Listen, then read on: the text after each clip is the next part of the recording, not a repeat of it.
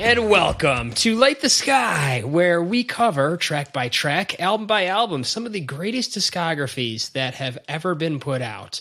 But we're taking a little break. We're in between discographies, and we're covering tonight Wolfgang Van Halen's Mammoth WVH album. We've covered all of Van Halen. We've gone track by track, album by album, through the highs and the lows of one of the greatest rock bands that have ever really gone out and lit the sky. And Van Halen was a lot of fun for us to do. So it's only natural that we would have picked up with Wolfie's album here, released in June of 2021. So possibly the newest album that we have ever covered. Might even be doing a newer one next week, but we'll see. Tonight we're going to be going through these 14 tracks. We are going to be talking about the highs, the lows, what could have been, and what is, and what can be built upon. Because, this is an album that Wolfie feel like that he had to put out as soon as his dad died in 2020. It was earlier that year, right? End of October of 2020, I think. So about a year and a half ago. Yeah, so that gave him about 8 months to put this out, and I'm sure he had a lot of content recorded. I mean, I think this was 5 years in production. Yeah. It was out of respect, I think, in some ways, that he didn't want to go out and I don't know. He released it when he did, and it was the time to do so.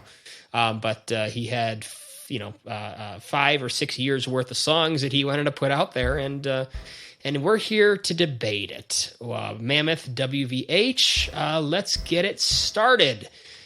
Kevin, what are your opening thoughts on this album? So where do you begin with this? Well, I'll just, I guess, cut right to it. Begin with fat joke. No, not at all. We'll just cut right to that. Just to put this out there, too, we did this when we did Vinnie Vincent's show. We like to talk about the music. So if we're here for us to make jokes about Mammoth or, goof on Wolfie, we want to focus on the music. So find another show if you're looking for that. But yeah, anyway.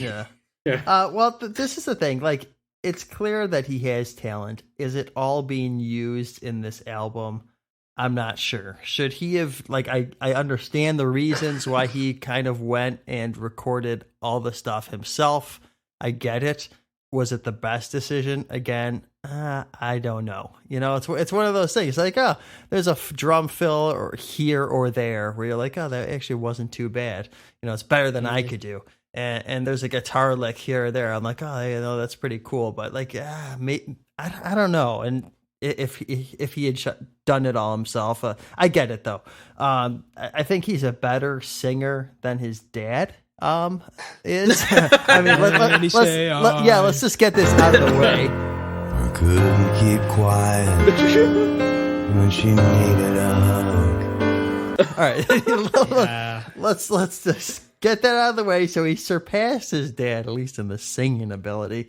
But there's just too many songs, and I was talking to Alex about this, and we kind of agreed on this, and we had the same thought. We said it at the exact same time. I'm like, it sounds like kind of like 2010, safe dad rock, or even alt rock too. It's got that weird, more alt rock. Wait till I get to POD and Jimmy Eat World. Well, it's the stuff that dads would listen to, now. That was cool. You're right. It's a little harder, but it's got that. It's just it feels very kind of safe. It feels like I'm sick of the minor. I'm sick of the minor song with that major resolve in the chorus. And aside from a couple tracks, the one that's clearly about his dad obviously hits home. And maybe one or two of the other ones, but even the lyrics feel just a little generic. I'm sorry, Wolfie, but they just come off I'm not sure what some of these don't back down. It could be about anything. I'm really not sure all the time what it's about. And it's not How old is the guy? He's our age, isn't he? He was born in 91, right? Because that's when For Unlawful Carnal Knowledge. So he's a year older than me. Yeah. And I don't know. It's not like I'm any kind of musical prodigy at all. So it's who am I to be criticizing Chris should this? Dial in with his lyrical notebook and submit a few ideas to Mr. Wolfie. Yeah, I just There's a lot of songs.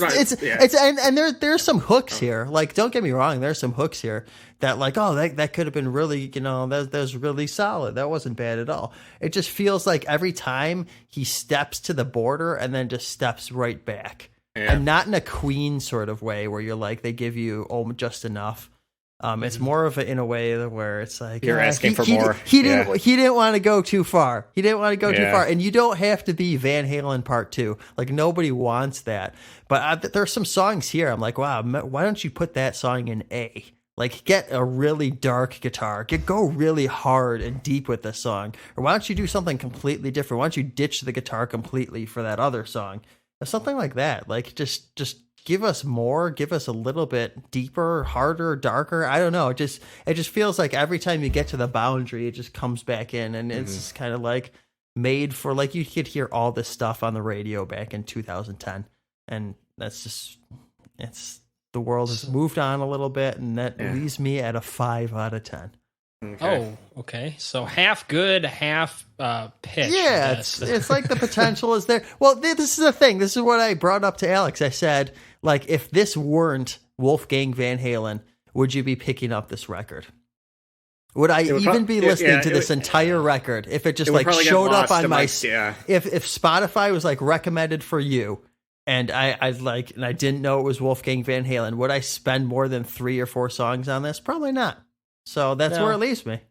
Yeah, and we did cover all of Van Halen, and that's really a big reason why we're covering this, because we're all Van Halen fans, and really I want to evaluate whether or not this adds to the lineage. And it really is a shame, not because it's a bad record, but because this man inherited probably the greatest IP that will ever be inherited in the rock world. I mean, if you think about it, what else would it be? Like that, like Rolling Stones, that's bigger IP than Van Halen, but there's no clear person. Direct succession. Yeah. Paul McCartney, who cares what his son's doing? Like, I don't know. Like, that's even still, like, that's not even really the Beatles. Like, and it's probably been too long for that anyway. But Van Halen was actively releasing music, and there was always that question: is there going to be another Van Halen album? And unfortunately, there's not going to be. It's passed to Wolfie right at Wolfie's prime. Like, and like it's right in his prime. It's like, okay, here we go. Let's see what happens. Like, he has all the opportunity in the world.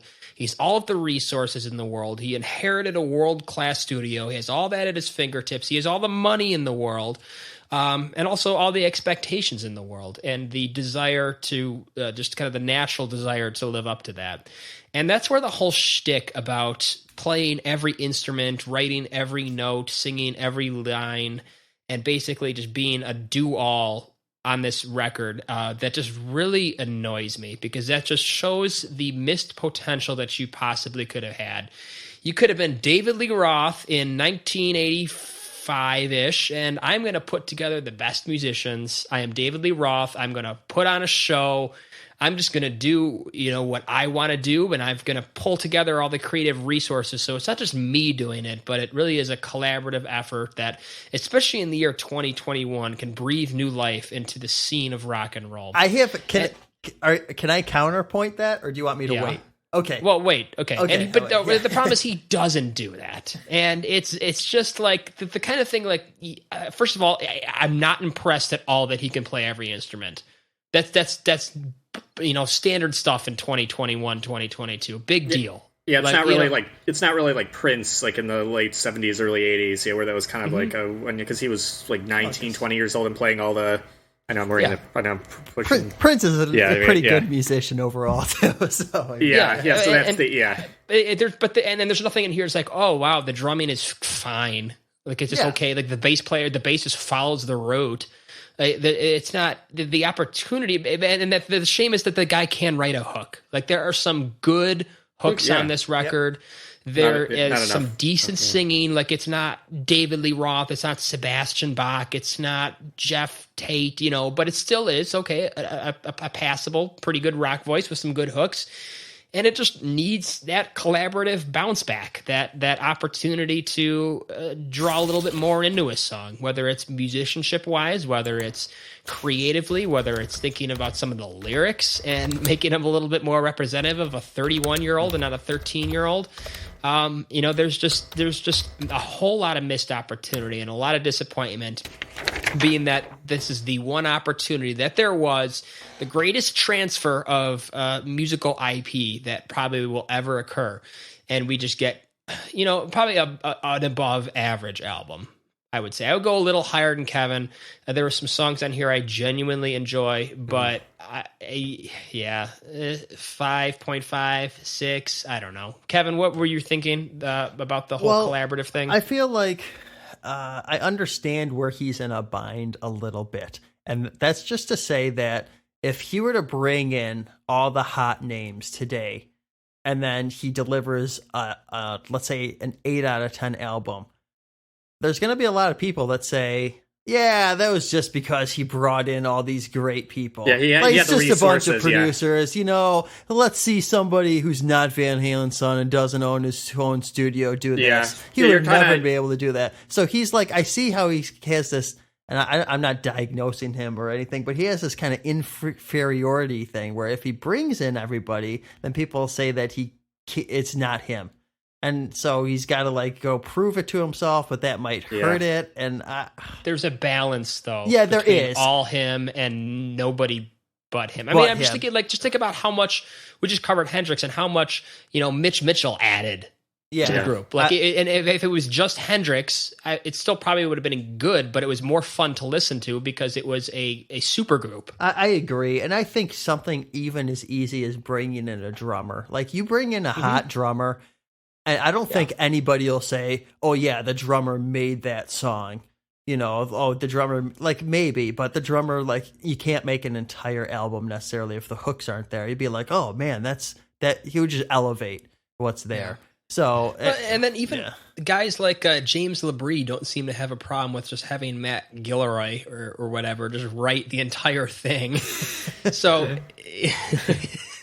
once you find that out, you're like, wow, James LaBrie just cashed a check, just lended his voice to his solo project. So I don't think, and it's really not out of the ordinary. I mean, you're talking about a guy, Wolfie, who has the ability and the resources to compete with pop music, just titans and Ariana Grande and Billie Eilish and whatever, whoever he could compete with.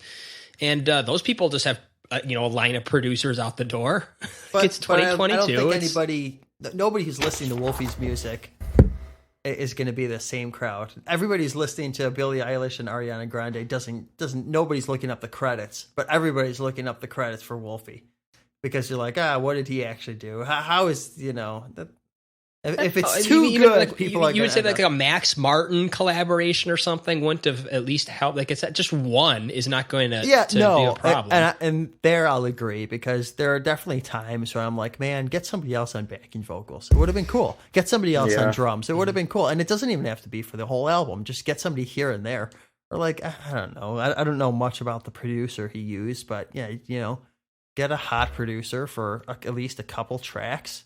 Bring somebody in. I don't think anybody will trash him for that, but I also feel like he is coming from this area where he has to prove himself, and if he doesn't, because everybody's going to compare him to his dad or whatever. And I don't think that people are necessarily going to do that, but that's where I think people would have liked a Van Halen 4.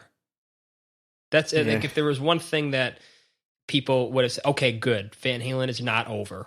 We're getting a Van Halen 4. We're getting another album after that or something.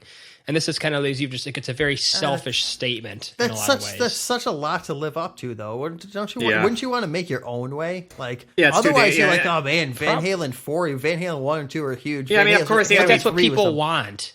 Yeah, well, but because Eddie died and people were saying, God, but there's still some more happening to that people, back catalog. For the most part, are in their 60s and 70s and dying.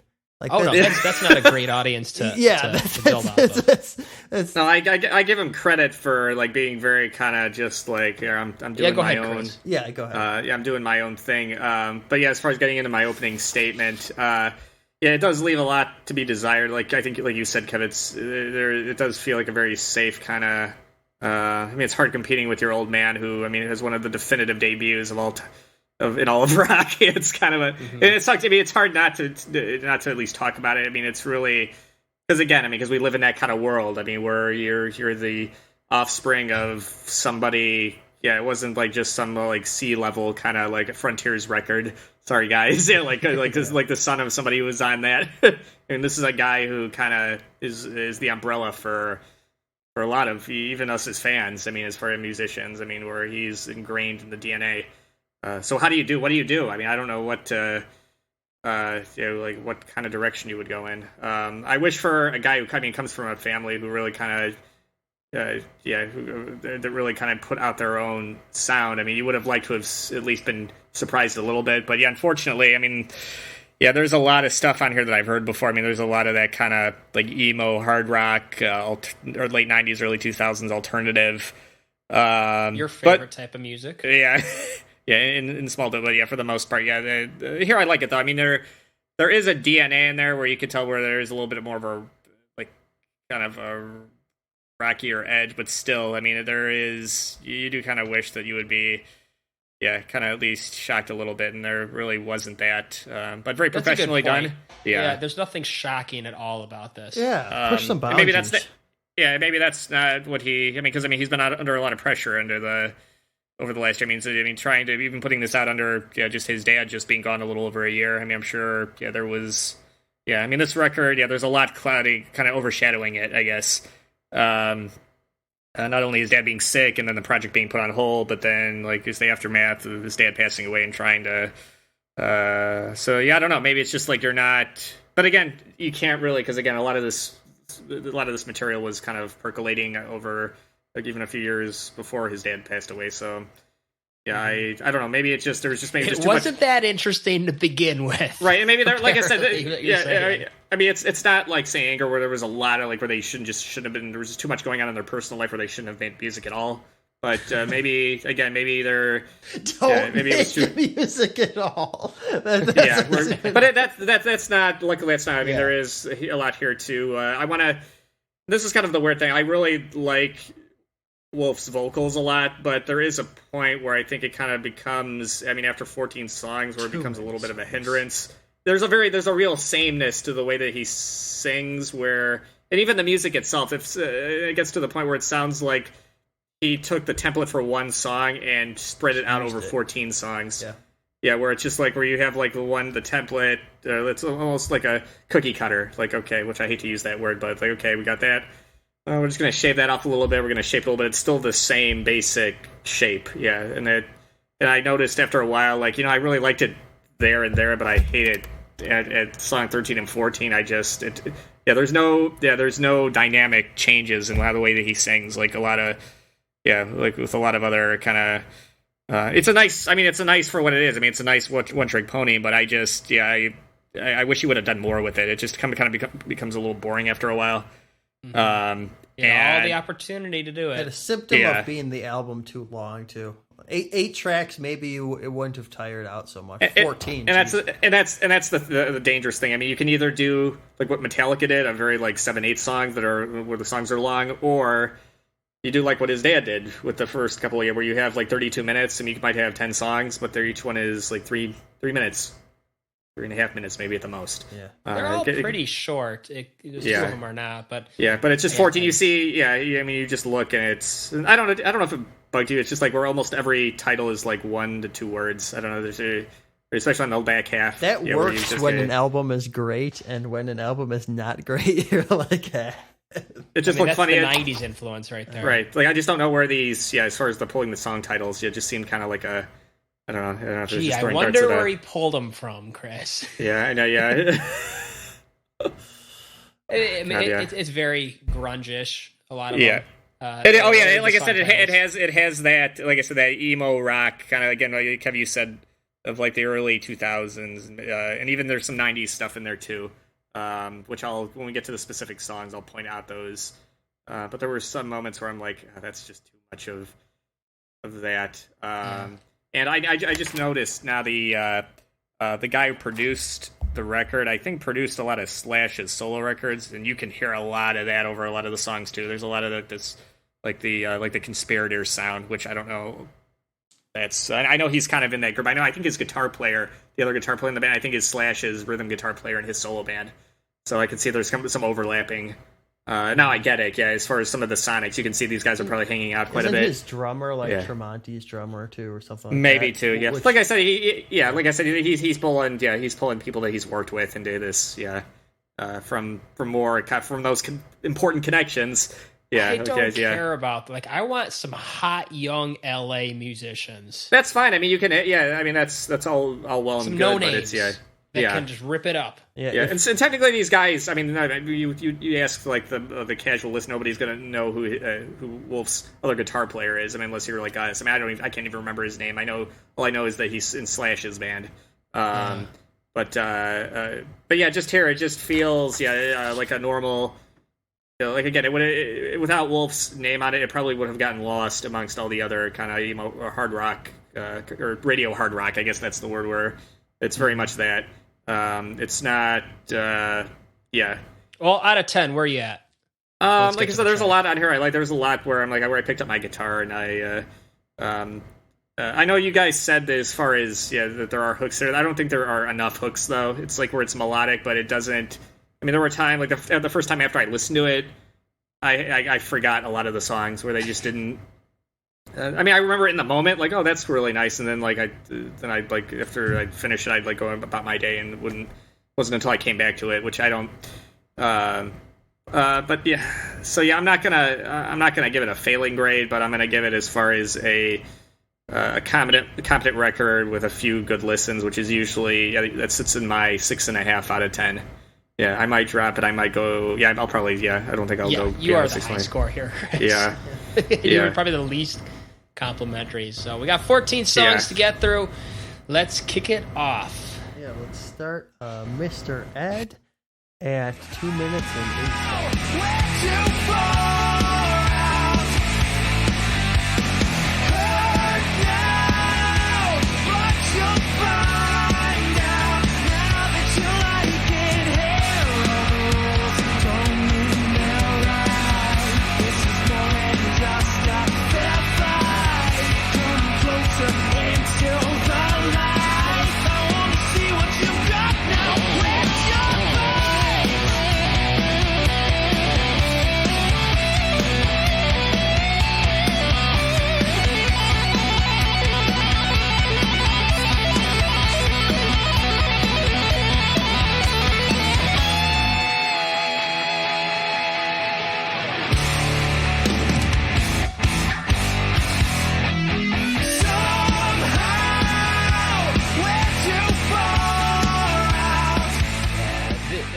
Okay, we got to get this out of the way right away. We got to get the tapping solo. We got to get the Ed tribute. We knew it was coming, and that's acceptable.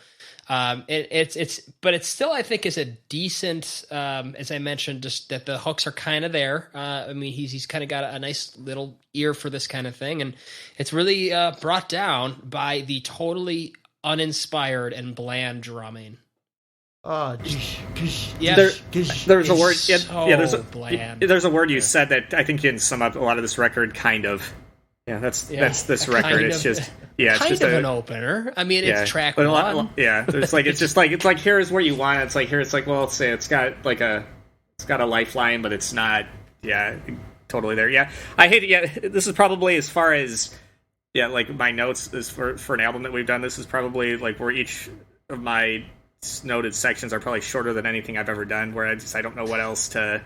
Pages and pages of Nirvana notes. Yeah, as far as like it's just general rock. I don't know what you say as far as getting deep. You can't really. This is not something. I mean, with exception to one 13 real, more to go, listeners. He doesn't even know what to say on track one song on here. I mean, a lot of these are just like okay, like where you're like, I hate to because I mean, I personally like Wolf. I just feel like this is almost like convenience store like rock, where it's not. it's hard to dissect it because it's This from a 6.5. 6.5. No, it's like rock. I'm going to get my Mountain Dew and my candy bar. Better watch out, Nickelback. I gave this Wolfie's the here. same. I gave this the same score I gave Momentary Lapse, which I liked a lot. I mean, I appreciate it for just kind of its superficial. Chris, you're trying to give me a heart attack over here. Yeah, I need to call the paramedics. Yeah, like I said, Learning to fly. Where is learning to fly on this record? No, where it's very it's where is High Hopes on this record? Yeah, it's enjoyable, but it doesn't challenge like a lot of the records I gave 8, 9s, and 10s to. I mean, that's the issue. I mean, if you're not happy with the way we're treating Wolfie here, we're evaluating him in the context of Van Halen and Queen and Pink Floyd and Nirvana and just the greatest artists of all time. So I get that. And even that too. I mean, because again, there's a lot of stuff here that sounds like a lot of other like again early to mid 2000s emo rock. I hate using that term. I mean, there's a lot of. I mean, it can kind of get lost in the shuffle. Yeah, and it. It's really like I said, I'm enjoying it in the moment, but then I don't like after I'm done listening to it, I just walk away and don't really think about it like I do a lot of my other favorite records. Yeah, I mean that's the open thing. Like string harmonic, he really loves that, or whatever. No, whatever you call it, like just like you're bridging, and it's not palm muted, but it's kind of a little slightly muted. Yeah, there's some variations. The all over sound this of the early 2000s. Yeah. So that said, like I said, I know I'm kind of harping on the record, but again, from just a superficial level, that's why I gave it a little bit higher because again, it sounds really good, yeah, but it's not something that deserves any more than just like it's not a failing grade, but it's not but it's not. I mean, it certainly is in the category of better sound good, considering recorded 5150. Yeah, so that's the thing. It's I give it my competence score, but I'm not gonna hold back as far as what could have made it better, which is a lot, unfortunately. I mean, but again, this is. I mean, I'm surprised. I mean, with all the pressure that's been on him, that he was able to put out something. Yeah, it just kind of sounds. It just kind of sounds like the last record he bought and listened to was "Weathered" by Creed. I mean, this would be the next step from that, and I get that the producers produced all those Alter Bridge, Tremonti, Miles Kennedy albums, but I mean, stock is another word I'll probably throw out here. Stocking, kind of, stock like I said, rock. Like I said, it just sounds like something that you're just meant to like. Okay, it's not meant to make you to make you go up or down. It just kind of feels like okay, it's familiar. To be a music fan in 2022. Yeah, stock rock. But hey, we might be doing the Ghost album soon. I guess you could say, if anything, that's not very stock at all. Yeah. So that's kind of what this is. Like I said, it neither offends nor whatever. I mean, it's there just to keep things moving a little. The drums struggle to keep it moving. Yeah. Well, I mean, that's the other thing. Like Mark, you're so right. And like to my point earlier, just if you bring in a drummer, nobody's going to be like, oh man, Wolfie didn't drum on this. I'm not listening to it. Like, come on. Is anybody putting this down? Because I would have loved to. We didn't even know he could That was my drum. biggest regret from the Van Halen catalog is that Eddie didn't pick up the sticks for us. Nobody said that. We didn't even know that Wolfie could drum. I guess Eddie mentioned it, but like, just imagine DLR on the sticks. Yeah, it's like the list of people who want to hear Wolfie drum and the list of people who want to hear me drum is about the same list. None. Nobody cares. His mom, and that's it. Like it's just too much of a mom. I did it. Let's call up Valerie to tell her to tell Wolfie to stop drumming. He proved his point.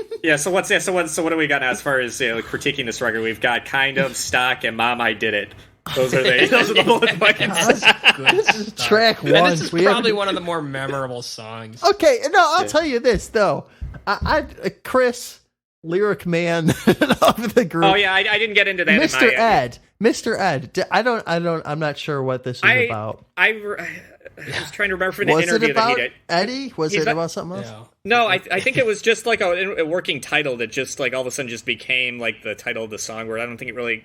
and again, anybody who's listening, if I might be wrong, but that was what I vaguely remember him mentioning that it was just a weird. I think when he was on Eddie Trunk, he's like, the Mr. Ed Maybe song that's was what just like Mr. Ed. It's about Eddie Trunk. Well, yeah, and people thought it was about his dad, but he said it had nothing to. Yeah, it was funny. Except it has a tapping solo in it, and it's the only time in this record we get a tapping solo. Yeah, this is. There might be one more. I wasn't sure. It doesn't have a lot. Like what I was trying to allude to earlier. Yeah, the as far as the lyrical content seems to really kind of stay in one position, where it's just it sounds like he's just talking about either being in a bad relationship, whether it's with a girl or with a friend or acquaintance or whatever. It just seems to follow that kind of, and that's why I kind of tuned out a little bit and just tried to focus on. We'll get to it later, but there's some songs on here that are just like, this is way too written for the girlfriend.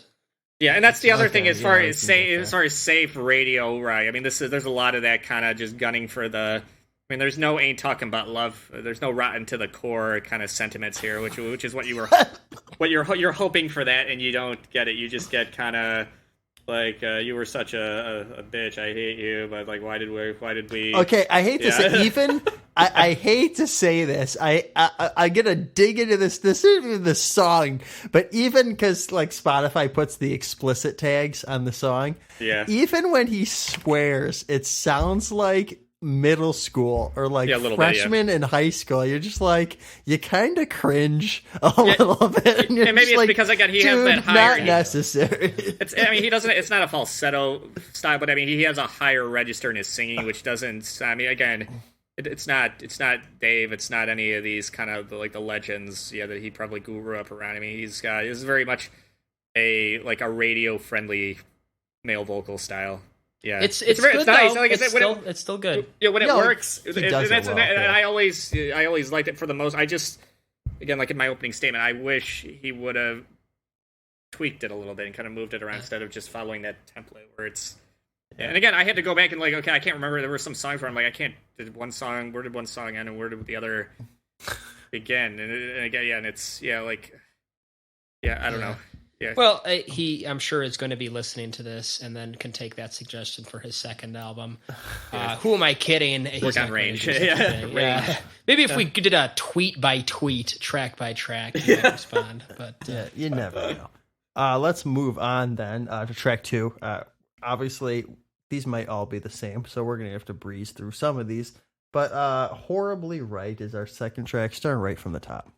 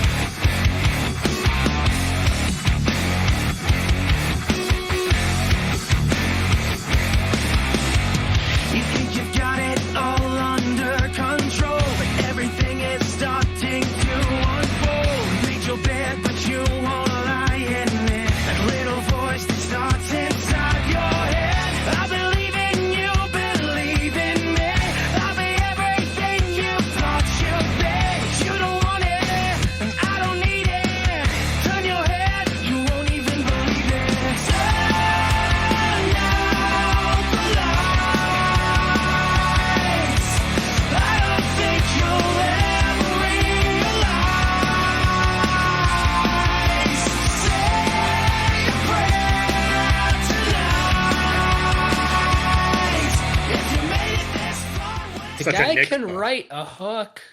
It's such a Nickelback. Yeah, he can. It's a Nickelback hook. Even that, I like. All I hear is Chad Kroeger, like over that. Yeah.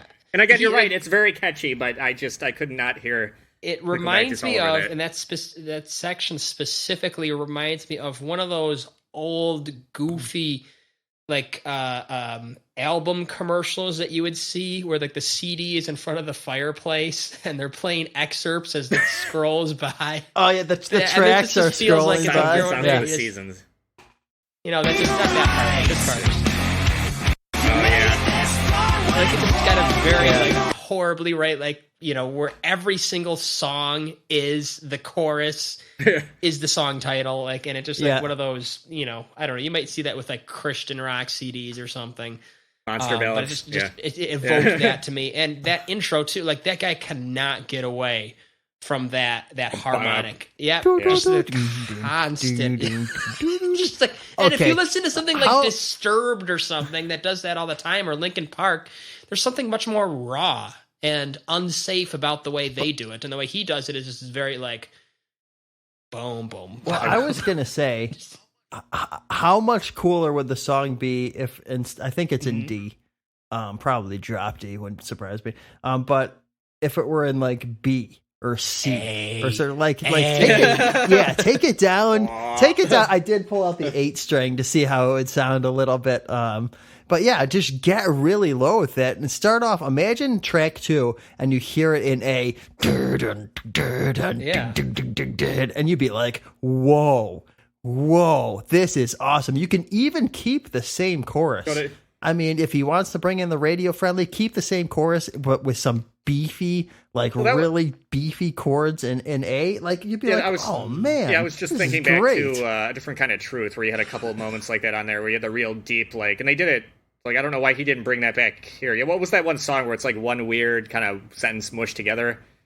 Honey, Baby, which is actually a great. Now. I mean, there's some ripping kind of stuff on that. And that just made me think of that. Yeah, as far as utilizing that on a record like this. Yeah, I don't know. I mean, you want to get into Meshuggah territory, but yeah, especially on a radio record. But what would you think about this if, as from the producer's ear, if he just went all in 90s with it and threw some scratches into that intro? Oh, like a Limp Bizkit kind of. Yeah.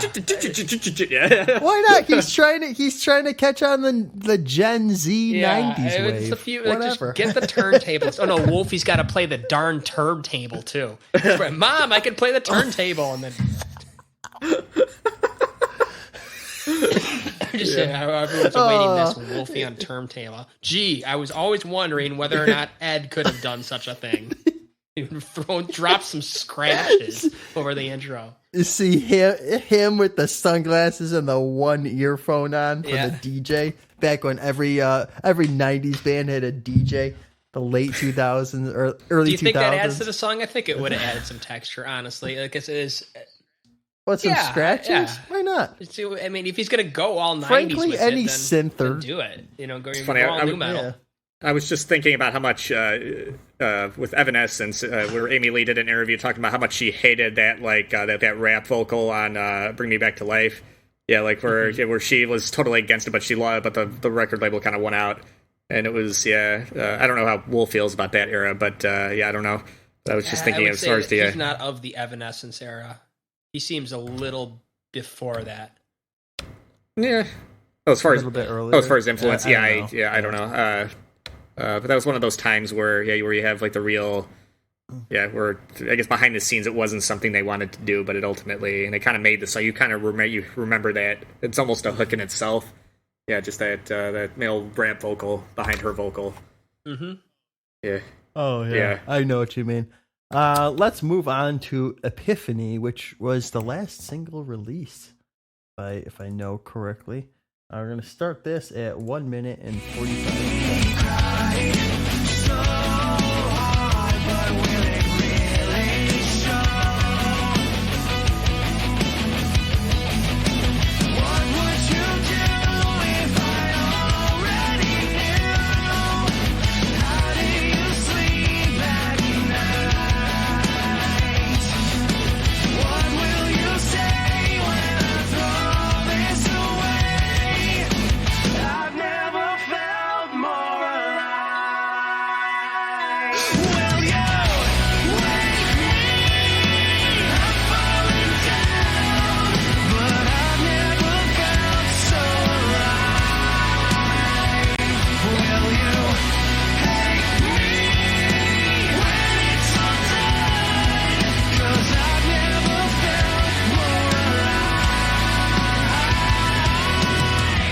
Where's that? I was trying to remember that, like that piano part. That is very much a. I don't know. Is that a '90s thing? Yeah, that kind of clean. Yeah, I mean, Linkin Park did that. Like okay, maybe that's what it is. Okay, because I know that was like that.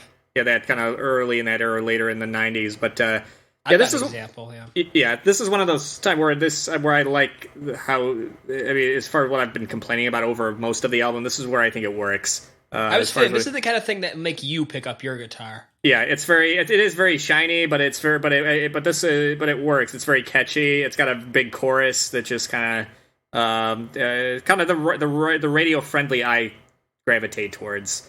It just seems like there's just a little bit more muscle in it. I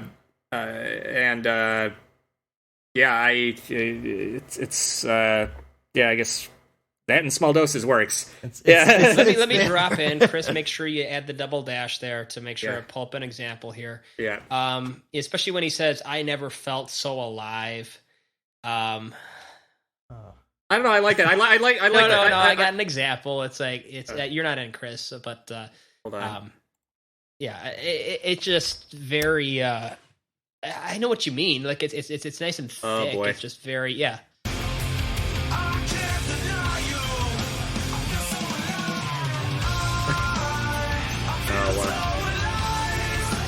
most beatless songs ever. Back when every guitarist had to play a guitar. And even this song though, just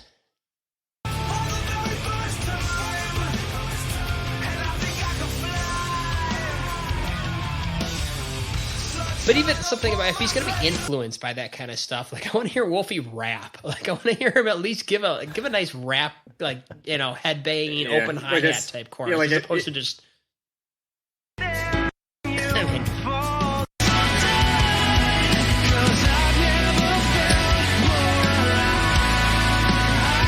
Like I don't like POD, but I'll take the POD version over that.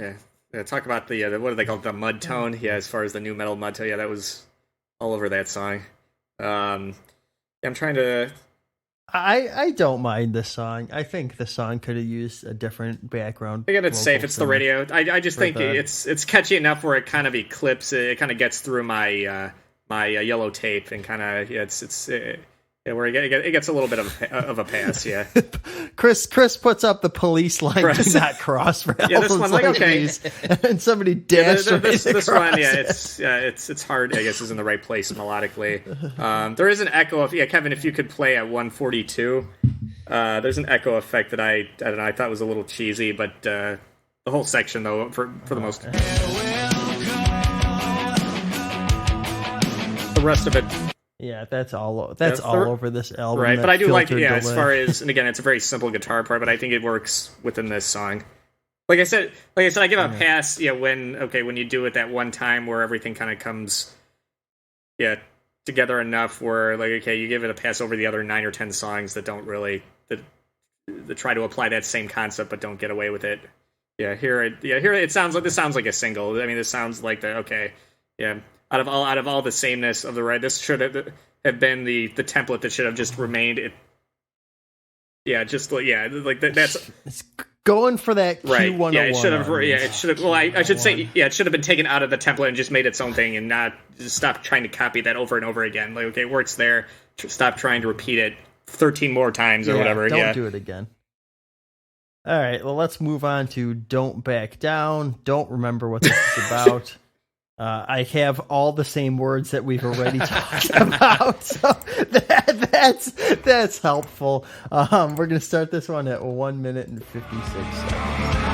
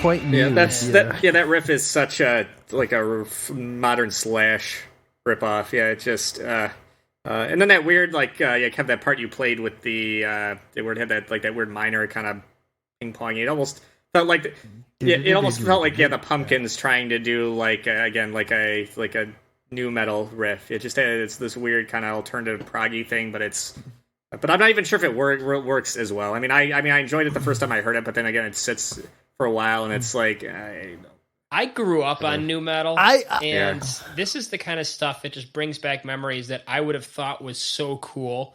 Yeah. Like, God, this band is pretty good. They can riff. And then I discovered Dream Theater. All right. And I discovered, I started going down the path of metal, and just Iron Maiden started there, and just really realizing how much more there was. Was out there? Yeah. Yeah, I mean, and if you listen at 101 here, I'm going to back up a little. This part right here. Yeah, I also had another Nickelback song. Yeah, it just right there. That whole I'll play it again. But for those of you that don't know, do we need to? I no, think we. No, I mean, just for those of you you don't know, I'm a producer for a living, and I do song selection for the content I produce and whenever and whatnot, and there's a number of music libraries that I subscribe to and license songs from, and this right here is just the most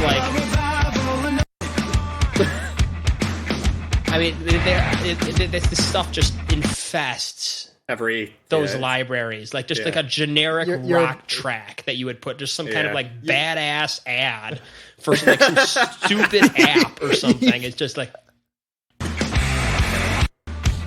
you see smiling people downloading, sending money to each other and stupid crypto startup. Like I say, you could say marketing wise to each other. Yeah. It's the most you talk about when we 4 songs ago we were throwing out the word stock. This is literally just some stock butt riff. Just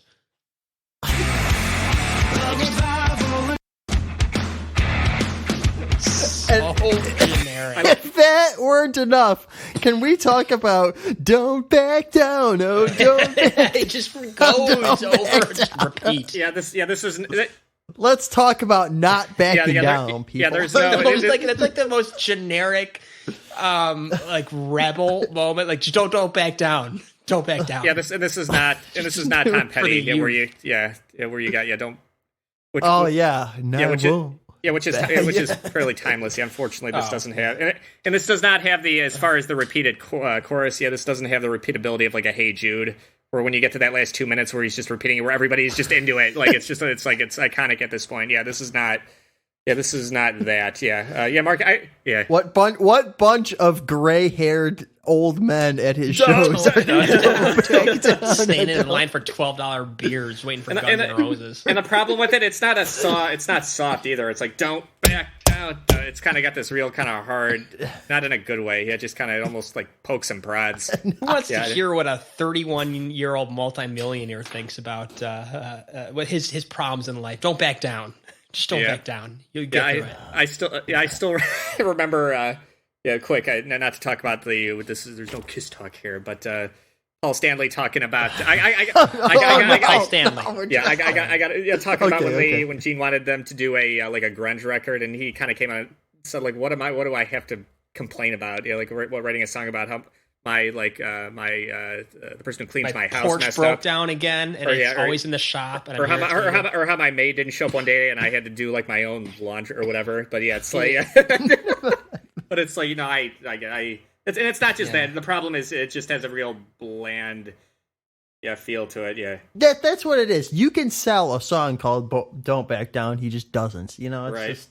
Fine. You want to talk about not backing down? Fine. Talk about not backing down, but just be a little bit more creative. Mark, you're talking about as far as that it has this weird kind of stock kind of where you feel like it's the type of riff that would be in a commercial. Yeah, it does have that real marketable kind of where you can almost you can almost close your eyes and see all the flying kind of print or whatever on the screen while the riff is.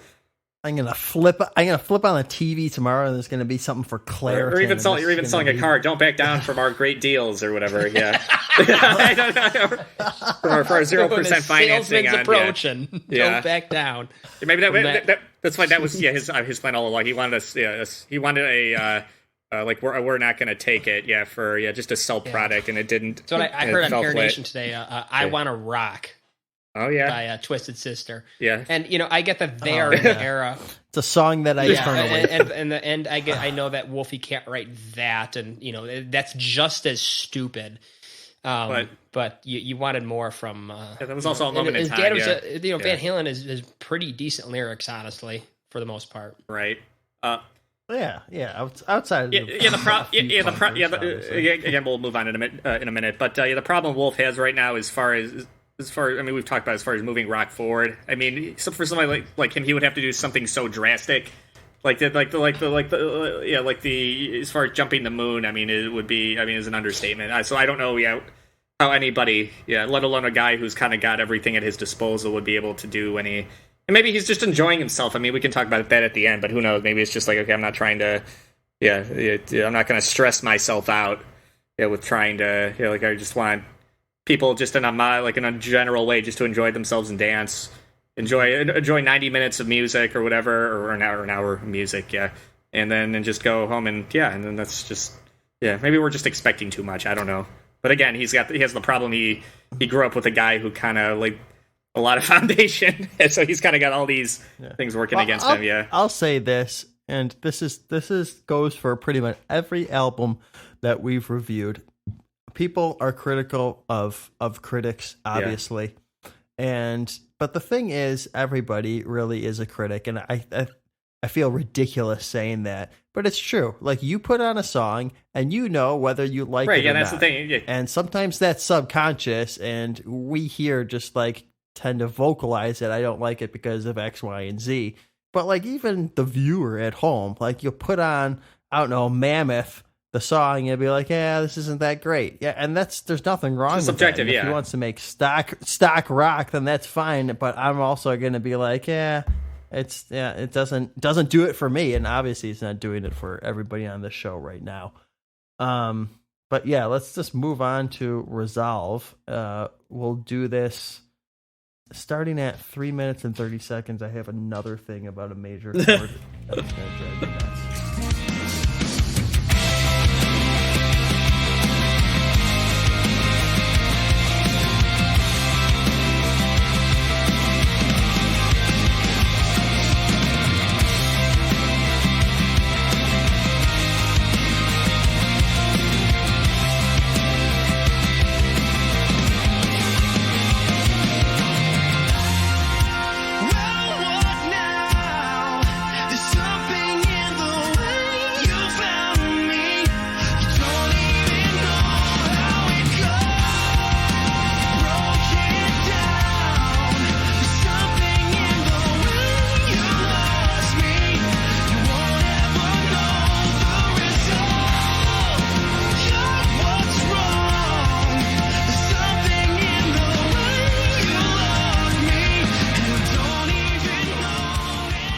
This is definitely this kind of reminded me of a mid-90s kind of ballad, where you think of Candlebox or bands like that. Just very those acoustic guitars. Yeah, it's just I mean it's catchy though. I mean I'll give it that. I mean it's not like Epiphany where I kind of the tape is still up.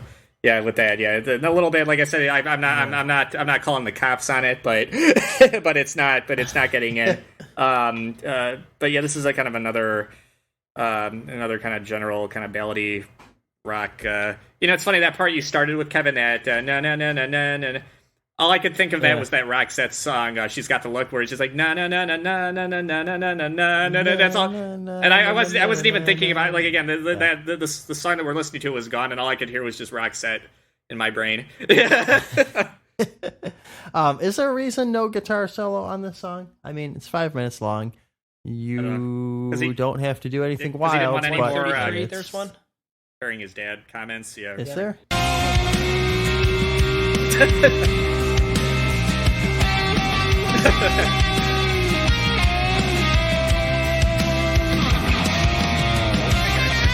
Wow, did I miss this?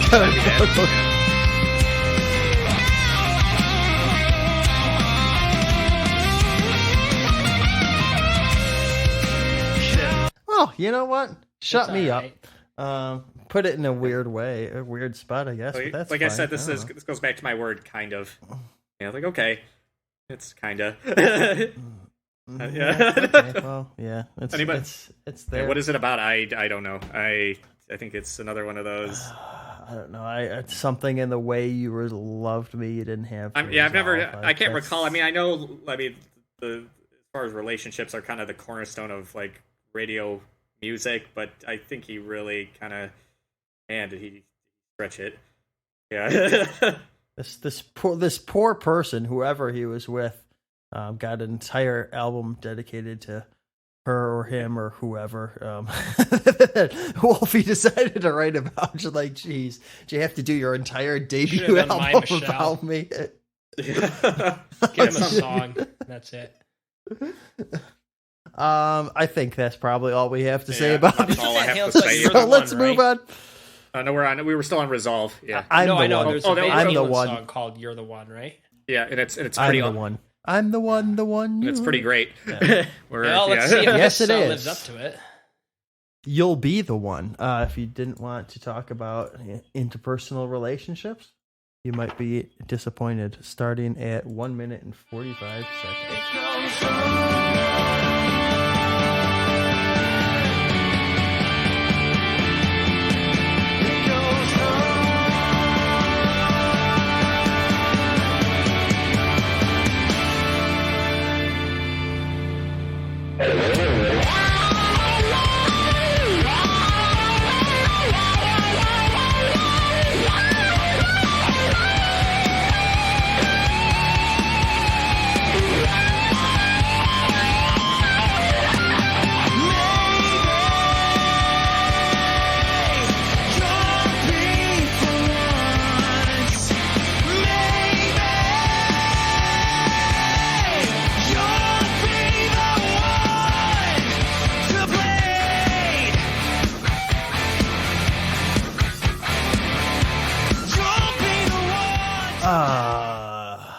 Not bad vocal. Yeah, it's another. He can sing. Was anybody hoping that this was going to be like? Because I think this is the shortest song. Anybody hoping this is going to be a fast like punk rock? Because I was. You can't drum at that level. It's very clear. In some ways, you feel like the songs are held back because you know he can't do that on the drums. No, I've kind of gotten. I kind of like just kind of were like, okay, this is just the way that it's going to be. I've kind of put up the white flag as far as okay, this is just going to be a lot of alt and late early 2000s rock. Chris's head is popping out of the foxhole and he's waving the okay, white I get it. flag All right, this is for what it's rock. not going to be. No, I'm not expecting the same stuff. The rock police can come and take him away. He can spend the rest of the album. He can spend the rest of the album in a prisoner of war camp listening to stock rock. Yeah. Like I said, I see wait out the war. Yeah, I see Mammoth. And I think like. Chris is trying to tunnel under. It's a Great Escape all over. Right. Again. Yeah. I mean, I immediately thought like, okay, this is probably gonna be like one of those like fat like Creed songs where it's just gonna be big, kind of chorally, very kind of ethereal sounding, like nothing. But again, it's very catchy. I like the. I've got a few parts I want to actually point out. Yeah, 130, Kevin, if you could play. Hold on.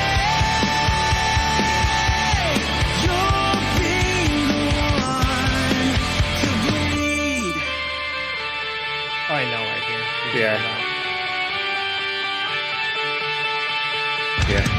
There we go. Okay, Yeah, here. Great Dream Theater. And I like that kind of transition right there. Yeah, Kevin, you can stop there. And then there's another. Yeah. You know what? And then it should go on. Yeah, I know. You're waiting for the big breakdown. The drummer is just not. They're not present. It's just where you really miss it. Just having somebody who could just rip off a film. And then there's a weird thing on here at 2:53 where it kind of sounds like the Edge a little bit, where it's got this weird. Is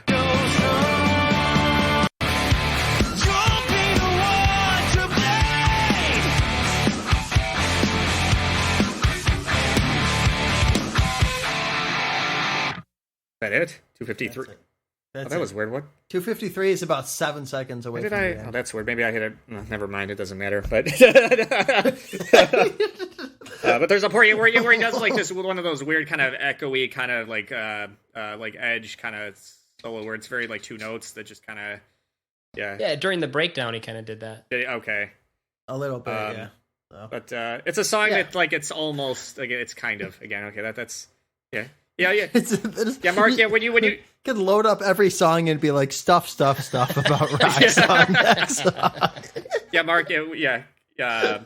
When you write out my my statement on the website, you just put kind of. That'll be my one statement. The album is kind of. Oh, okay. Yeah. I'll be sure to put that in. Stuff about. It's like when the teacher tells you to write 1,000-word essay, and you just fill it up with the same word, repeat it over and over. That's what this album is. The whole Breakfast Club standby. It's just because you know that she said that the essay had to be 10 pages, and darn it, you were filling up all of it. Stuff. With ads stuffed in every other page. Yeah. Let's move on to Mammoth. If somebody wants anything to take away from this song, it's like Iron. Is this going to be Iron Maiden by Iron Maiden? I'm just gonna say this. My notes. Okay, honestly, this song went by and it sounded like the rest. Yeah. The only thing that I know about the songs, I'm pretty sure I read on Wikipedia that he used the Frankenstrat for the solo, but I don't remember the solo. So waste of a Frankenstrat. All right, let's start it from the top. I have Valerie.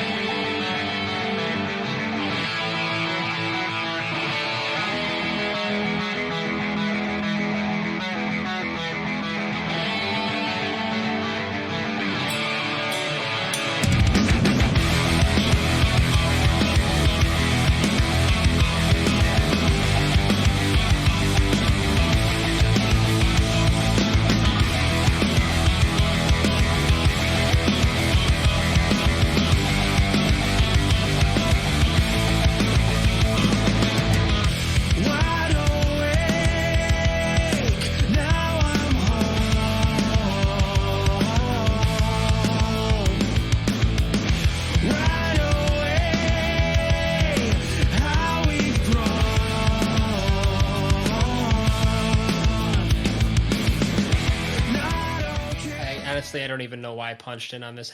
I meant to punch in on the next song. Okay, all right. Yeah, I mean, I pretty much. It was funny with the sameness of the vocals over the course of the album. I don't know why I just really bugged me here, especially with that opening vocal, where it just like that. Like you could put that anywhere else on the album, and it would fit. And that's not really a compliment. Where it's just like it's not unique. It's not. The vocals are. I wish you would use that as again. I think I've talked about in the past as far as using certain things as a tool, not the whole thing. Where it's okay, that's there. You've got a real strength, but don't just use that. Yeah, without really. It's like you've got some switches on there. You've got you've got a resonance control. Yeah, where you can kind of boost it a little bit. Yeah, just kind of do more with that. Yeah. I could see potential. Maybe that's what. Well, hopefully, I mean, with the next record, hopefully he'll listen and start kind of pushing himself a little bit more. So he's going to tell his producer, you know what, like the Sky podcast said about me, that I really need to take this out. and again, my second state, it just felt sleepy and generic and don't really remember it. Yeah, that's kind of that was the only other. Oh no, I see some song popping up on the other. Don't look at that.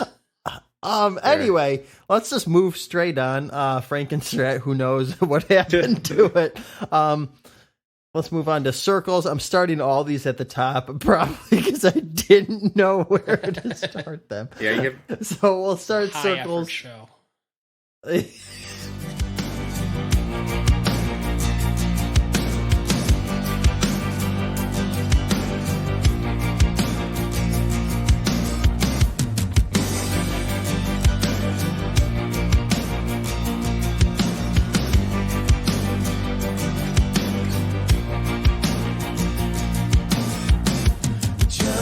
Tell me when loss of a friend, we've gone in search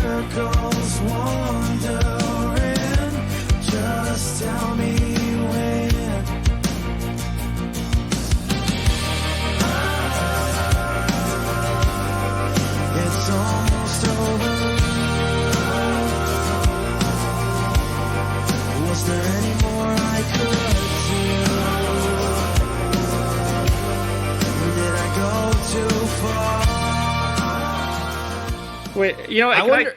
can I say something? I'm very confused as far as my comments. I feel like I'm like a song or two off. Because my last Chris, we're on circles. Okay, because my last complaint was about this song that we're just talking about, and that I because Chris, take 5 minutes and catch up. I'm like, wait a minute, I thought like The comments somehow still work. Never in the history of this show. no, I'm looking at my notes. I'm like, wait a minute, I Chris is thought out we of just sync. Like way out of sync. yeah, Chris is in some time shift over there. He's but in a we're Christopher still Nolan film okay. here. yeah. It was right. You know what I think I missed? I think You'll Be the One. I think was the one that I totally like just didn't. Oh, it's because you hit the wrong timestamp. We didn't even know what was going on. Okay, I guess that's But it's okay, Chris. It's okay. Everything you said still worked. worked. Okay. Well, okay. It's So that yeah, kind of any album. yeah, Mammoth, it was okay. But Circles, yeah, what we're talking about now, that what I said before was this is the sleepy and generic kind of where you have the Okay, vocals. all right, Yeah. all right, fine. Yeah. I Okay. really like Yeah. this song. Okay. This is a you do. song where it's like that what would I call that face-to-face moment when we covered that album and we had that song kicking, God is a man, and Chris finally came out of hibernation, and it's just like, all right, there's something here. There's something to this song that it's really smooth. It stands out. It's got really a great cruising feel to it, and the harmonies at the end are just a lot of fun to listen to. Just Was there any more I could do? Did I go too far? We're back to the start. I just really like that. It really fits in well with that scene that, like, you know, before Evanescence, like more like Him or something, or, you know, and there's if you want to go dare to venture over to the other sync tube, I've got some Papa Roach in there for anybody who has missed these guys. The old Infest. Yeah, the old Infest, record, yeah. right?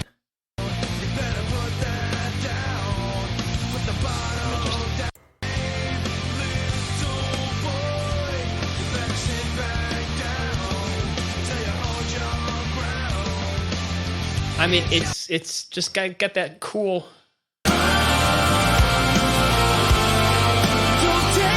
Slower than Binge, but you know, I just it's think a this little song shinier really stands too. out. Yeah. This I will say that my notes for this, I said putting this where it is actually not a bad idea, and probably the most variation of the songs. Like, and they pull out the acoustic guitar, or he pulls out the acoustic guitar, and it was necessary, you know. So I do.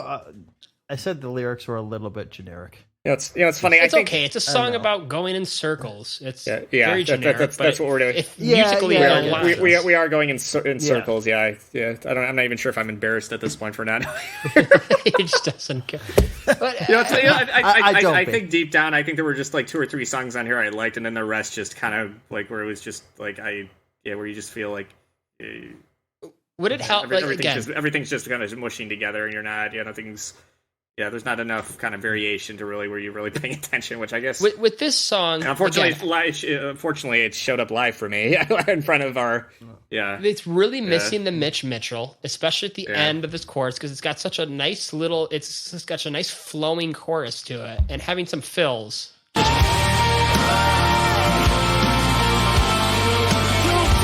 mean, that's such a generic, stupid fill. Just having a drummer just tear it up at the end there. Just like a Circus Maximus or something, just where it really just feels like it's pushing to its conclusion by having a drummer that's just willing to let the sticks fly at the end. And it's still this probably is my favorite song on the album, but it's really where I hear it held back by Wolfie trying to impress, I don't know who or why it even matters, by playing funny? drums. I just in those clips at the end there, it almost feels like I hear that I See Stars. Mm-hmm. Like, obviously less electronic than stuff that they do, but let me pull that up. What was that? What Running was with that Scissors. other band? Yeah, Running with Scissors. They actually did an acoustic version of that song. It's very similar. Chris is going to to love this. Let me now drop that I this think in. about it. Yeah, but another band that's really not that talented, but, you know, they could use a little bit more. Yeah.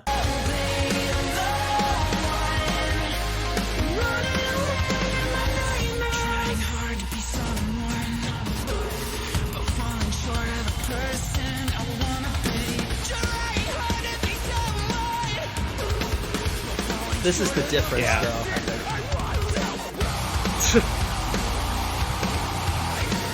Okay, anyway, this is one of those moments, too, when you start playing other artists and you just realize... And you realize, Yeah. oh man, I want to listen to that. Yeah, this band isn't even that good, and that's they gotta just be- have 10 times more the creativity. Yeah, that's got to be one of the most inoffensive gent bands I've ever seen. I mean, as far as non-threatening.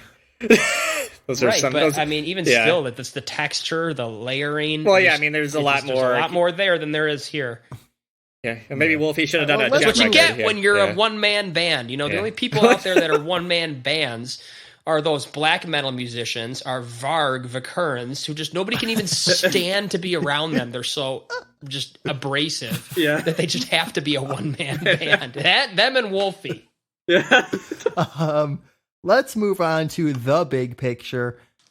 Yes, I went and listened to Dream Theater's The Bigger Picture after this song because I'm like, I know there's another song that dealt with the big picture, so I dialed that one up after this. Okay, here's something I funny. won't let you in. Yeah. There's somebody in the chat that liked a song, said it was 8 out of 10, but then they don't remember which one it was.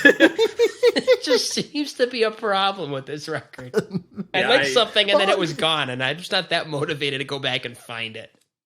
Yeah, maybe you just save it to some playlist. Hurry let's up start- before it's gone forever. Yeah, click that heart button right now. Let's move on to the big picture, starting at the top. I don't know. I was liking it at the time.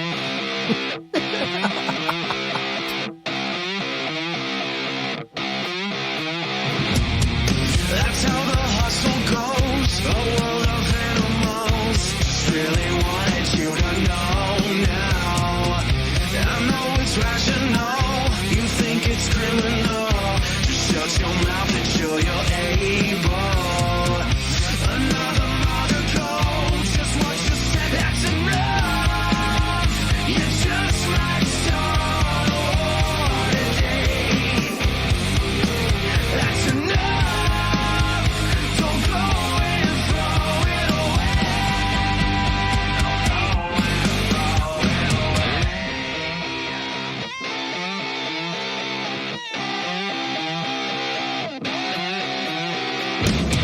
You wanna say no? You got stale. Almost had some Axel Yeah, there. Throw it away. Yeah, you know what? Okay, yeah. So this is here's my problem. Okay, yeah, there's too many as far as unoriginality. Yeah, okay. I hear Ozzy in some of the vocal areas where you like new Ozzy, like off of like 13 or the last or the most recent. I hear Miles Kennedy, of course. Yeah, Slash. Okay, there's just maybe. Yeah, maybe that connection was just maybe they should have just separated a little bit more because I can see there's just too much of the Conspirators influence on here. And then a little Alice in Chains, yeah, 143. Kevin, if you could play that.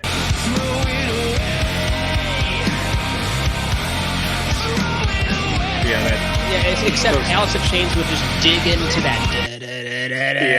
Like, And they it's just don't very- again. So yeah, again, it's kind of on ripping off somebody else. I Yeah. can't believe that this song is in C. And while it sounds heavy, it just doesn't. It sounds like a weak C. You know what I mean? It's just like- Somehow they- not somehow very you- down yeah. tune. You know when you hear those songs, you're like, man, that's only in D. It sounds so much heavier. This song is like, oh, that's C. Okay. The guy needs to Oh. boost the gauge of his strings, maybe. I don't know. Beef up a little bit. I could tell you why. Probably some of the reason too is that it's just another plotting riff. It's like the guy kind of wants to write a cool riff that'll make him look cool at the gas station, but it's like he can't keep up with it on drums, or I don't know what the deal is, but just the tempos need to be picked up a bit. Yeah. Yeah, absolutely. So, all right, well, let's just keep it rolling. Think it over. Starting in 2 minutes and 16 seconds. Don't wake me up. Rather not be bothered by the truth. And you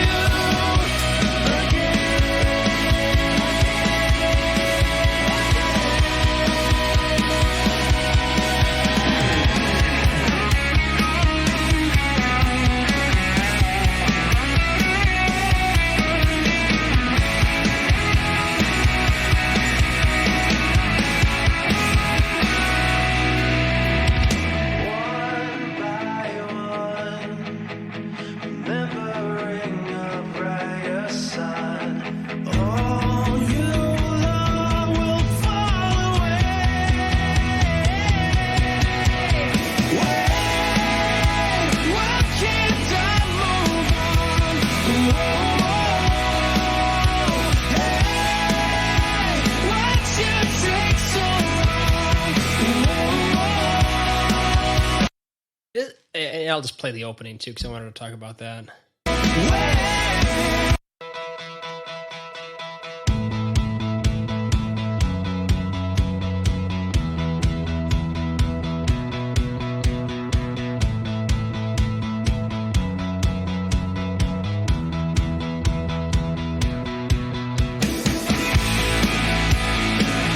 That is so. And I was not part of this scene, so I could be wrong. But that is so yellow card. Yeah. Or like red jumpsuit apparatus. Yeah, or just kind of that skater pop punk. Yeah, I had like 75% of the energy. Or if we're being honest, more like 50%. Yeah, like maybe 20%. That was my opening statement. It was mid 2000s emo, like skater. I guess you can throw skater in there too. I had 2000 summer rocker. Would see it used in a movie or a show on the CW. Yeah. Oh, I also have that solo he does. It reminds me of like a teen like theme song intro where you have that guitar solo that comes in where it's just like we're introducing all the characters. It just doesn't. It's just so cheap. There was another song that we talked about in our. I can't remember what the much bigger band, but yeah, there was one solo where I was kind of like I like it, but it does have that. Yeah, that real kind of cheesy, kind of like credits exposition yeah, type. Yeah, I do like the hook in this one though. Oh, it is nice. Yeah, I don't know. It's a pleasant hook. The woes are kind of like I don't know. That kind of puts it in a. Whoa. I know. It's. Yeah, Kev, if you could play it again, I don't. I think it's something at 106. Maybe that was it. Yeah, it was the one. Okay, and that's what I have a note here. Yeah. It's kind of nostalgic. I mean, just because I kind of grew up in that scene. I couldn't help but roll my eyes, though. I mean, yeah, it's very catchy, but yeah, just the whoa, yeah, just totally cements it in a particular. Yeah, it's just like it's not. Like at this point, I want a little bit heavier. At this point, we're how many songs in? I just want a little bit more. The problem when he does heavy, it doesn't sound heavy. Yeah, he can't pull off heavy. I can already see my. Might as well just write. Honestly, he might as well write stuff like this in circles. Like he just might as well just go all in on that. Be like him if you want to be a little heavier, but you still want to be skater pop or something. Like, this is where he can really maximize his strengths if he wants to at least do all this himself and not collaborate with anybody else. Like, this is what he can do. He can do well. He can write a nice little pop hook. He can write a little intro that makes you feel like summer and cruising, and he cannot write enough of those songs. Just had enough. They were never good. So here we go. We're moving on to the last four songs, and this is where my notes stop, ladies and gentlemen. I'm 3 for 4 on notes in the last 4 here. So. I listened to them. I don't have timestamps or notes. Might have listened to them right before the show started tonight, but I did listen to them. So I'm just gonna pick random spots, starting with "You're to Blame."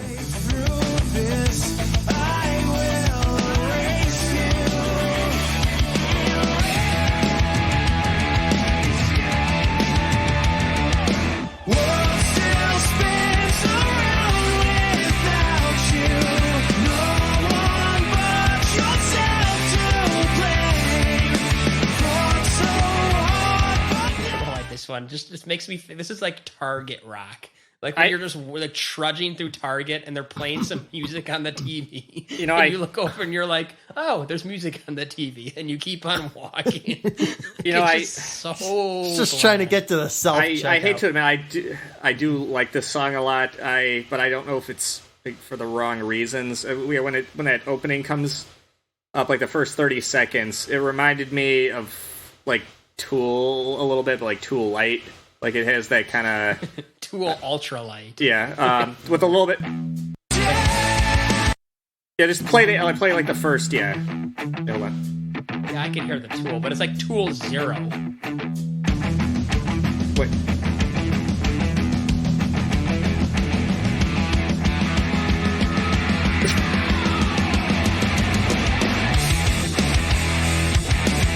And then with that, you can stop that. And then with that, like that heavier part, it kind of reminded me again of like a lighter edge, like Rage Against the Machine, like that kind of where you expect Zach De La Rocha to come in, but he doesn't. It's just, it's just. Well, and the thing is, cool. I bet if we put up some Tool right now and played it through the stream here, we'd just be like, that's definitely much Tool's... more. And even in the verses, it has that kind of like where you can kind of hear like Maynard James Keenan, but yeah, not exactly the same kind of ferocity. I'm just gonna play some random Tool. Maybe I liked it just because it was familiar, but it wasn't that like where you get the 8 and 9 out of 10s. Yeah, where it's just missing that. Well, here there's a few things missing. But... Here, Chris, you can pull it up. I've got some Tool going in on the other chat. You know what you should 46 and 2 would be a good. That was actually a song that I kind of had playing in my head when I was listening to You're to Blame. I'm just pulling up the pot. Yeah. It sounds like men right there, not boys. It's one way to put it. Chris is throwing stones now. I'm sorry. Yeah, like I said, Just sounds like a band that came up with their own ideas and developed their own language, where Wolfie is copying others. Yeah, there's a little bit of that. Let's move on. Okay. That's what Kevin's directing us. Yeah, I'm just trying to figure out the song titles because I don't even know them anymore. Feel. Do we feel here? Do we feel like... Starting at, I don't know, 55. Whatever. It's on the way. It's a long, long way. Another day. Long, long way. It's another day. It's on the way. It's on the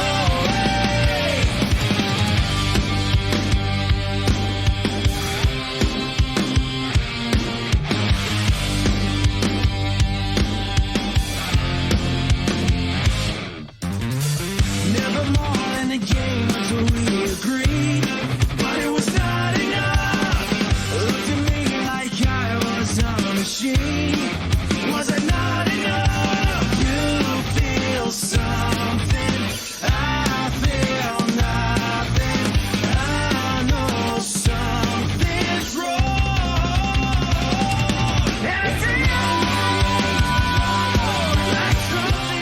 That's a good fill right there. Those lyrics are terrible. They're just so bad. But that's low hanging fruit. I guess that's just I won't go there punching that because I do think that little machine gun guitar riff. Yeah, it's got a little something. It's got something that you feel that could become his voice. I know. With a drummer that could play something to complement that instead of the stupid little beat that he does. I can't stand. That's like one of my most hated beats of all time. The kick on all four and the crash cymbal and the snare on 2 and 4. It's just I hate that beat. So it's never worked well. And like come on, nobody can make that sound. Kevin, can you play? Drums are horrible. The lyrics suck. But the machine gun guitar, I don't. Like, there's nothing wrong with just taking this idea, putting it aside, and just saying, okay, this is my 14th best song. Let's leave it off. Hey, Kev. Yeah, there's a part I want you to play. It's only a few seconds, but it kind of made me think like where the guy tried to do like a Geddy Lee bass solo and then he just stopped before getting into it. I know it's 125. Yeah, I just come. Never more than a game. That's the only thing you never hear it again. It's just that's just the one. Like, okay, I'm just gonna play it at the edge of my skills. Yeah. I think he does it twice in this song, but who cares? He probably copied and pasted it in Pro Tools. But yeah, it's weird. Yeah, that kind of that machine gun riff. It's a nice change of pace, but then again, it syncs back into like the normal. That's the thing, yeah. Because as soon as we get to the chorus, we're back to that dreadful beat. Yeah, and then again, we've heard it with other bands where you've got the all important solo bass section at 220. Yeah, where is this the a time?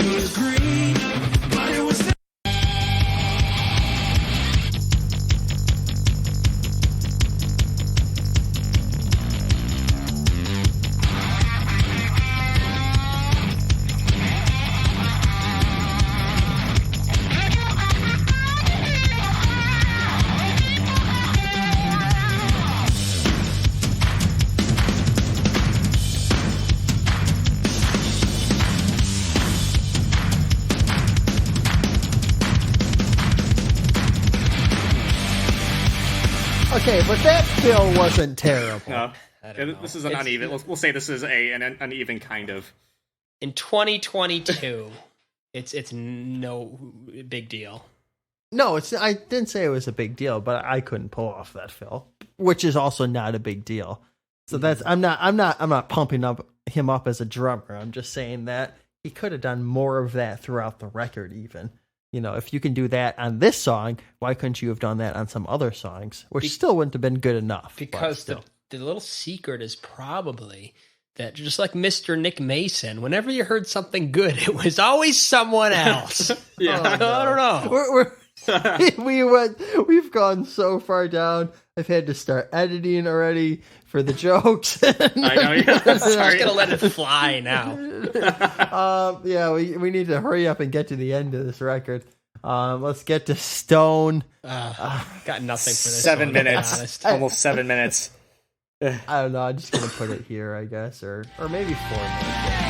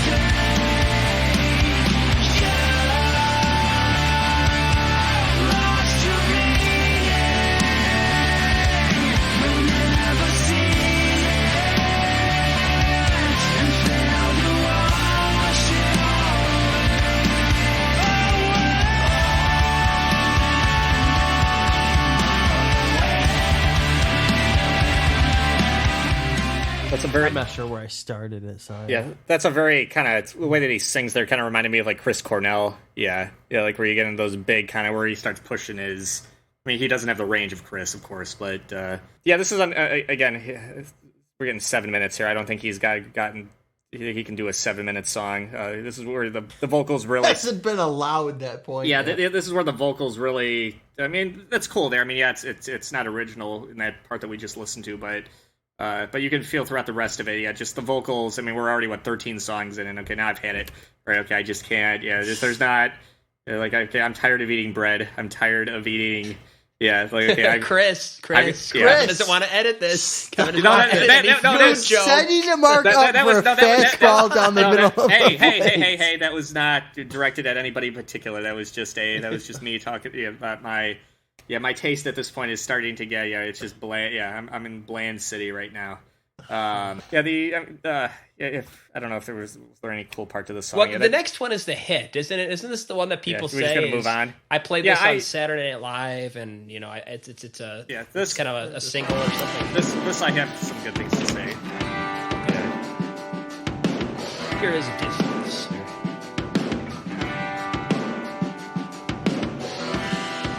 I'm so happy you found a place that's better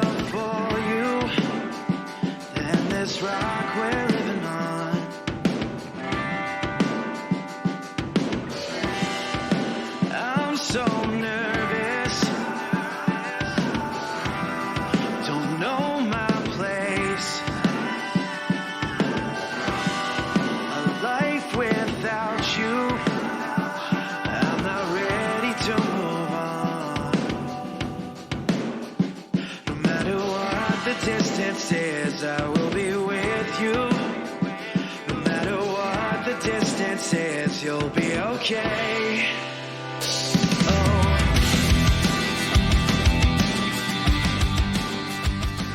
Yeah, so it's again, anybody in our audience, who maybe I missed as far as other depth on this record that just didn't jump out at me, because it just jumps right out at you. I mean, I wish Wolfgang would have pushed this kind of insightfulness more on the rest of the record, because it shows it's there. It shows he can connect deep on this kind of level. And maybe writing this song, because it is a really fitting tribute to his dad, maybe he wrote it under those conditions. And we kind of know a lot of great music comes out of despair and a lot of kind of deep, dark places. And yeah, this is the song I know it's a heavier song, but this is one of the few I've actually had on repeat. I think it's just a really kind of touching, very well constructed. It's very simple. It's simple enough where it becomes universal without losing any of its impact. That's after multiple listens. Yeah, this is something we can all kind of relate to, especially people who are close with their families or having a friend that's, or whatever. If you've lost a loved one, yeah, this is a song that really I think anybody can relate to it. You weren't bothered by the Ashley Simpson drums? No, like I wasn't focusing. I was focusing just on just the music I think it works. But again, I'm not going to let that ruin my assessment. Yeah, because in the chat, you guys win. This is super boring. Yeah, this song isn't boring. No, I wouldn't. No, it's not. No, skip ahead to 240 here. You needed that crack drummer to be able to pull this off. Just.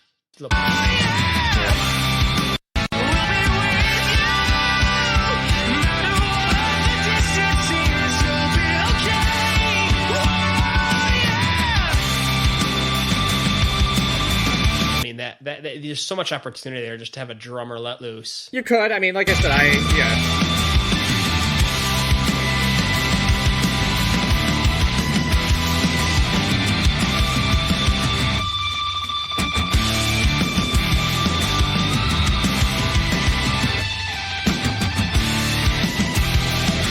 And that's so pop punk. Here it didn't bug me as much. Maybe it was just the, I don't know. The how does this one end too? This one ends just. Doesn't this end with his the phone call or whatever? It's not on the record actually. It's only in the music video. It? Yeah. Oh. Okay. I'm so happy. And I will say, watching the music video does kind of put it home. I mean, as far as it really. I mean, I remember watching it. Yeah, I'm not, but just as far as me specifically, I mean, it did kind of hit me in a way. I thought it was the one moment lyrically that finally hit right. And it was funny. I thought it was a little too generic. No, I don't think so. I mean, again, you don't want to get too. I remember Sting talking as far as lyric writing. We're talking about you want to find that balance. You don't want to get too specific where people. If he started saying like, "I remember seeing you at 5150," I mean that just would have been lame. Right? Yeah. You want to make it personal but still universal. I mean, that's what I said, in the beginning of my assessment. Yeah, that's what, and I think he does.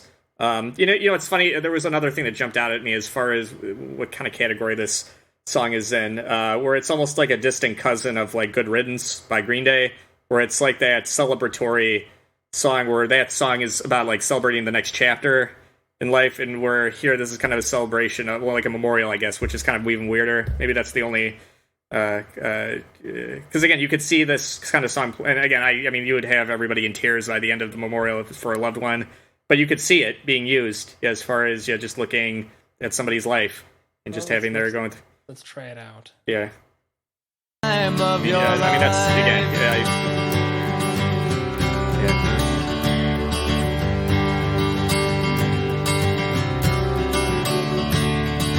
So take the vote. Everyone's 8th grade graduation song for sure. Right, and we're it's weird because you wouldn't expect but this kind of song does it for like a memorial, which is weird because you don't really want to. Great, so it's a great little soundtrack to license for your funeral home picture montage. Right, people sign the guest book in. Hey, I'm not gonna, like I said, just as a song, I'm not gonna let that. But again, that did kind of pop up in my brain. But I'm not gonna let that ruin as far as it's its intent. Yeah. Anyway. Yeah. So I anyway, think that closes out the track. Yeah, by we got track. 14 love it If or you fluff it. hear a yawn, there's a reason for that. It's not because it's late; it's because it's rough on these 14 tracks. Well, no let's questions get a love it or tonight, flush right? it going. all right, it's me, right? My Actually, I don't think we have questions on special No, albums, do we? no, I didn't. Yeah, there was not a Oh, lot of. Let's okay. go. If 14 anybody- tracks. I don't remember who's first. Yeah, if anybody's Chris, stay awake. if anybody, Chris, Mark, and Kevin. yeah, if anybody's, CMA. yeah, if anybody's interested, yeah, that Loudwire named this the 28th greatest album of 2021. In rock, I assume, because a lot. Yeah. But Yeah, which is no. there 20. are 27 albums better than this one. Sorry, Wolfie, you didn't quite. Maybe. Is that even participation trophy territory? I don't know. Somebody backed by as much as they And were. now, love it or flush it. All right, love it or flush it tonight. Brought to you by I don't know. Starting off, track 1, Mr. Ed, Chris. I'll give this a love. Yeah, I'll give it a love. All right, Mark. I think we're gonna fly through these. I like this one. This one is all right. Yeah, okay. I thought it was the same. It was fine. It's kind of. No. Yeah, horribly right. Did they get it horribly right, or did he get it horribly right? Chris. I'm trying to remember this one. So I guess I'm gonna have to. This is the infomercial song. Oh, is it? Chris can't remember. It gets the flush. I'm trying to rush through this before I have to do too much editing. Horribly right. I'm gonna just give it the flush. Mark. I'm just gonna drop the word right and just go with horribly. And that's neither good nor bad. It's just horribly. I don't know if I want to call it right, but I didn't go horribly wrong. So I'll give it the lightest of squeezes. Okay. Epiphany. Chris, what do you think about This one I actually liked a lot. This is one of those where the his vocals kind of were okay in this scenario. So yeah, I'll give it a love. Okay. You know what? I'm gonna buy Epiphany. The song I discovered on this album. Mark. No, this one's a flush. All I hate right. happy metal. It's not even metal. You want some blood in your metal? Yeah. There's no. I feel so alive. I'd rather listen to POD, and that's saying something. All right, Chris. Don't back down. Don't back down. Don't back. Take it from the Hollywood. Oh yeah, this is the one with the with that weird kind of minor key Pumpkins-esque riff. This is the crypto commercial music. Oh, yeah. Oh, was that? How many songs ago was? I can't It believe was that. somehow this one. I should just flush it just for it being a mix of Slash and Nickelback. Yes, I guess I'll flush it. All right, Yeah. that's the flush.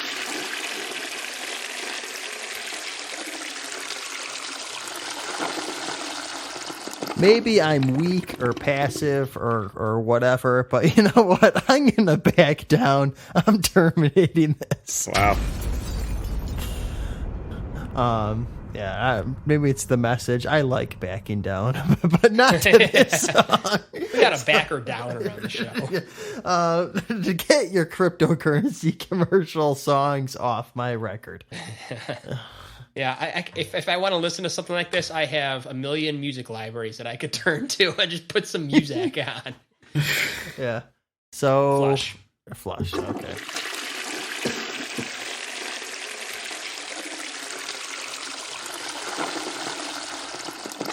I'm looking at these tracks. I have no clue. I should have written down my buys and terminates. Chris, resolve. Run resolve. Oh yeah, this was the kind of the alt ballad. What do I want to do? The 90s alt ballad sounding. I think I remember it being kind of catchy. I'll give it a light squeeze. He's just kind of thinking that he doesn't know. I'm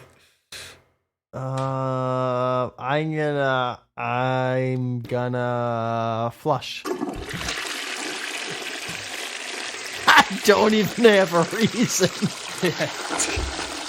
I just walked into the bathroom and pulled the handle for no reason.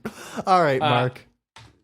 I vaguely recall being complimentary in my notes for this one, so I will stick with that and trust myself to give this one a little bit of a love. Okay. Chris, you'll be the one. All right. Well, this is the part of the show where I kind of had no idea where I was, I guess. so I'm gonna.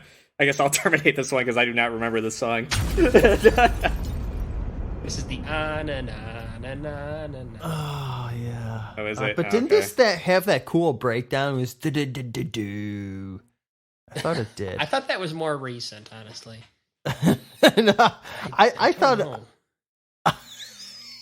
I'm gonna hope that it's this song.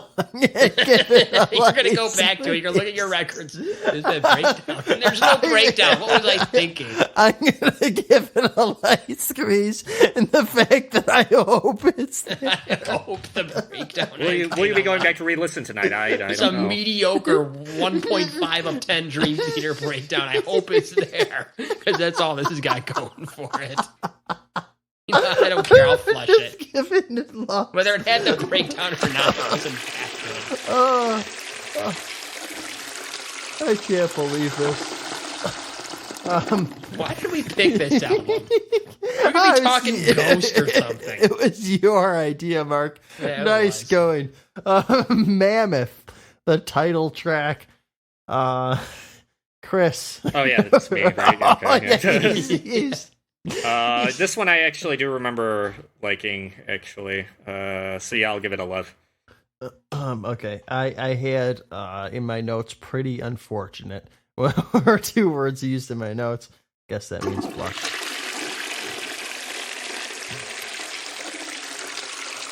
Mark. Yeah, this might be the most forgettable Nom de Plume Ooh. Yeah. track name ever. I cannot remember this one. It's the band name, it's the album name, and I can't remember what the song is. So give it a flush. I guess you can even terminate it. You wouldn't even notice. I'm wondering what your T is going to be. Feel? Honestly, I don't even know. Yeah. All right. Well, we've gotten to circles. So I don't even know where that puts us sidewise. Like this was probably released in a quadruple vinyl. God. Anyway. Don't give him ideas. Anyway, Chris, circles. What do you think? It's fine. Oh man. Come on, strong, when a little's too much. All right. Why is that playing? Because I still had it up. You're trying to break up the monotony here. Oh man, I can already see my score going down. Yeah, I'm gonna have to flush circles.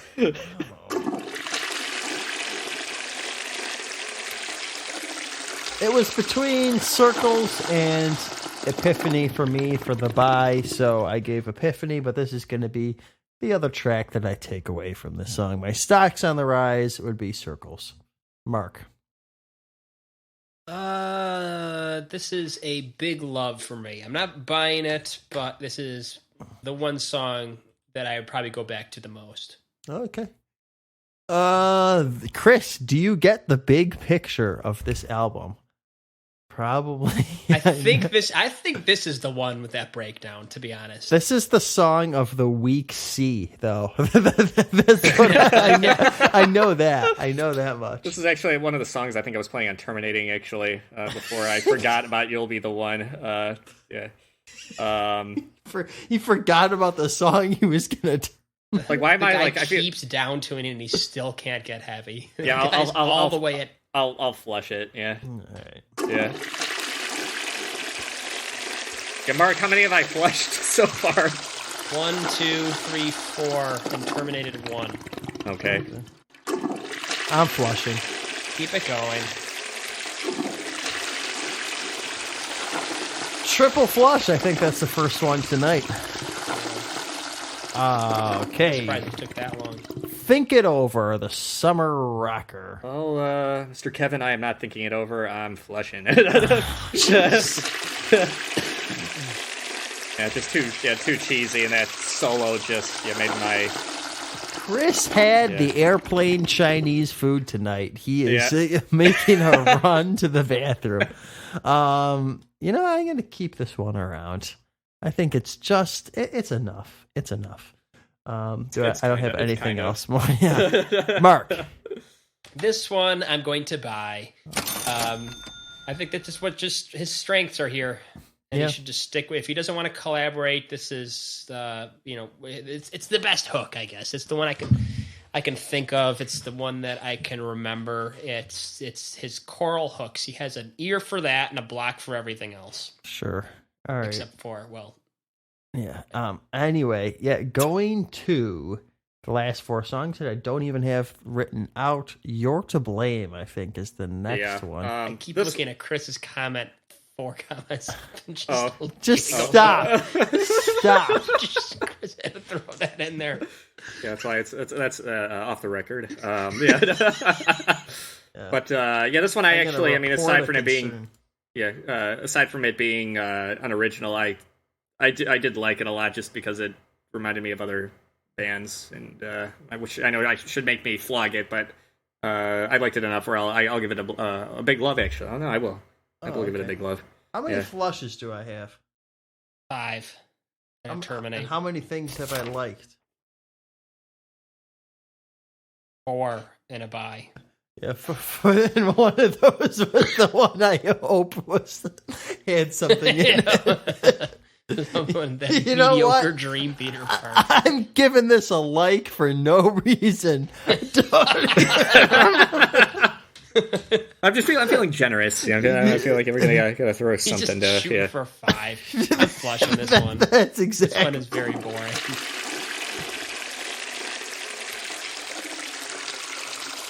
Well, the thing is, I know what's happening to the next 2 tracks. So, Chris, feel. I'm going to give it the lightest of squeezes because it kind of does just for a few moments. Yeah, it kind of switches it up a little bit, but not enough to get a full on love. All right, this one gets the easy flush for me based on the lyrics.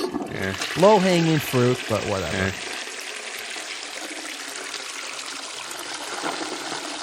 Mark. This one gets the prod with a 10-foot pole simply for that machine gun guitar riffing. Oh, I forgot about that. Whatever. There's no shame in flushing the rest of it. Oh, but it had dish. It reminds me of Ballot or the Ball. I don't remember that nonsense. He's bringing the best of Van Halen 3 hook and sink. This is doing. Yeah. All right, so Mark, you kept this around for the machine gun.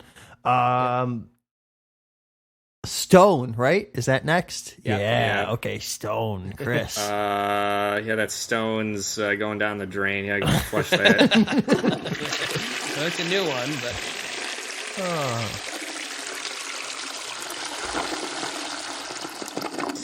Clog the septic with some rocks. Yeah. That's a great idea to be flushing rocks down the This toilet. was that 6.5 minute, wasn't it?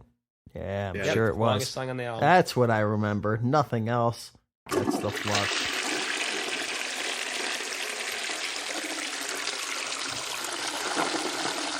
All right, Mark.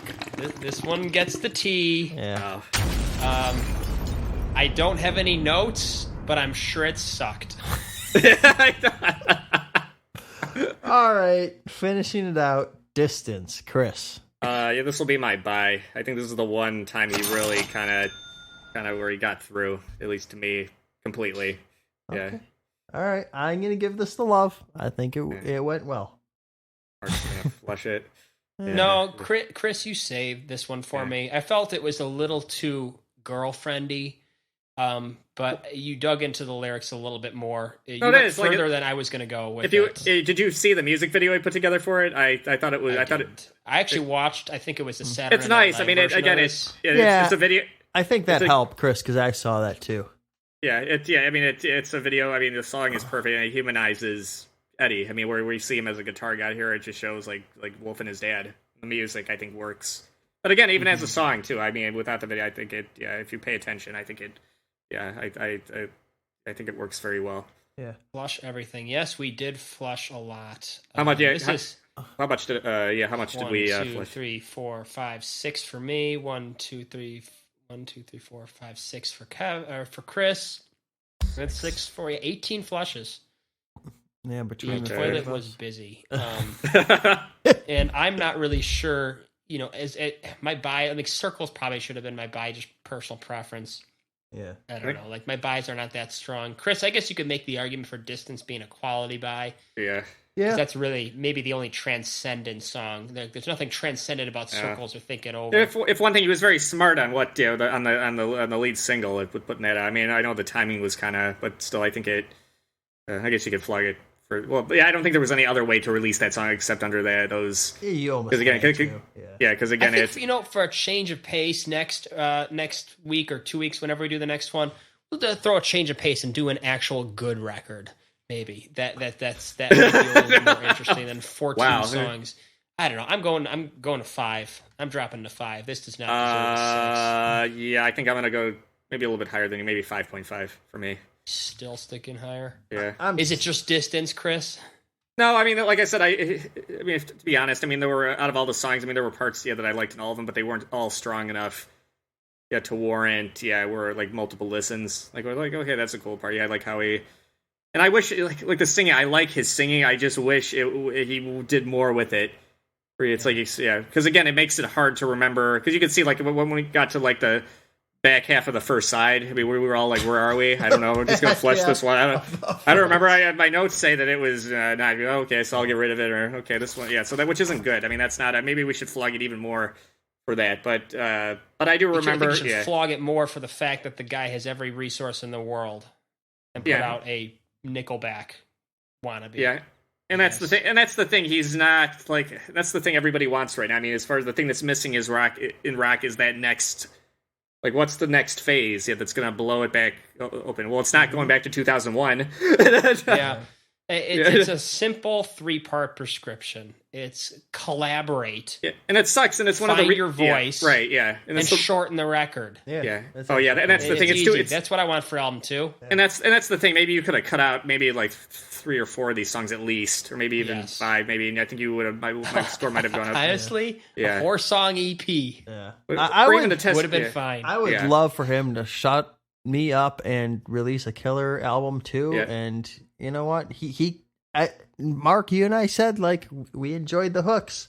He can write some stuff. And again, I like Wolf personally. I mean, I'm rooting for him. I hope he finds his voice. I mean, but here it just seems like he's just maybe even a little too much, just trying to figure it out.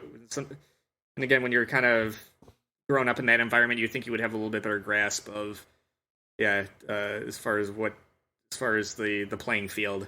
Yeah, and this is going on long, and nobody's listening anymore. But like in terms of just other albums where children continue the legacy of their parents, it seems to happen more often in acting. Like like Kiefer Sutherland found his voice over Michael Donald Douglas. Sutherland, or Michael Douglas over Kirk Douglas. I mean, you just had a little bit more common in acting. I don't really see that you had that anywhere ever happen. Well, the only one what Zappa. That's the only one I can think of that's really good. His son? Yeah. No, but he's still, but he's playing. Frank's a legend, though. Yeah. Yeah, Dweezil. But as far as a guy like eclipsing or meeting or going on an even playing field with their no, you can't. You feel bad. I mean, that's why whenever I hear like I'm following my superstar dad into like and it's even harder for a kid like Wolfgang where your dad is a benchmark. It's not just like talking about like another like Journey or Foreigner, which are good bands, but they didn't change the playing field though, like his dad did. Yeah. Oh, well, it's so hard because of how you're fighting. You're not only fighting, you're fighting the legacy, but you're also fighting the industry. For instance, Phil Collins' son is it Simon or whatever? Yep. He released pretty good stuff. That was only one album. Only one album so far. I think he was working on another one. I do remember, Mark. I think you sent it to me a while ago. Was it Dimensionaut or something like that? Or that's Pale Blue Dot. Yeah, right. Sound of Contact. Sound of Contact. Yeah, and he doesn't even use his own name. Right. And honestly, I thought it was great, but you're never going to be as big as Genesis in 2022. It's just not going to happen. And honestly, I thought it was really good stuff. but it's Right. just, You know, I was thinking not that he has his own material, but as far as like having a very steady like line of gigs is Ringo Starr's son Zach Starkey. He's played with a lot of big bands. I mean, he's been the Who's drummer for like 25 years, I think, at this point. Yeah, it's kind of. But yeah, as far as a actual where you're, I don't. Yeah, maybe music is just harder to do that. Yeah. And you have to be so in the moment. I mean, obviously, Billy Ray and Miley Cyrus. Miley eclipsed Billy Ray. Yeah. I don't see that. So I mean, that's yeah, fair. maybe That's a little like bit, the but one it's I can not. think of. But as far as like, I don't want to put Miley down. I mean, yeah, she has her fan base, but as far as like timeless, kind of like a timeless artist, that will always be kind of in the books. As far as, I don't know, Chris. I would say she probably is. Yeah, Do you think so? I would Okay, agree. yeah. She's big enough, and honestly, like the antics and whatnot, like whatever. But like she's a legit singer. Yeah, you're right. I guess she's maybe we'll really throw that. good at singing, and she's way bigger than her dad ever was. I guess that's the one thing. But again, like But thinking from like the classic era of music, like kind of the most celebrated era, you don't really see the kids eclipsing any of their parents. You just don't. It's just not even in their own genre. Like they, I get that maybe if Wolfie is going to struggle to release a record that is going to be, it cannot possibly be as influential a rock record as Van Halen was, because you just simply can't get that big or influential anymore.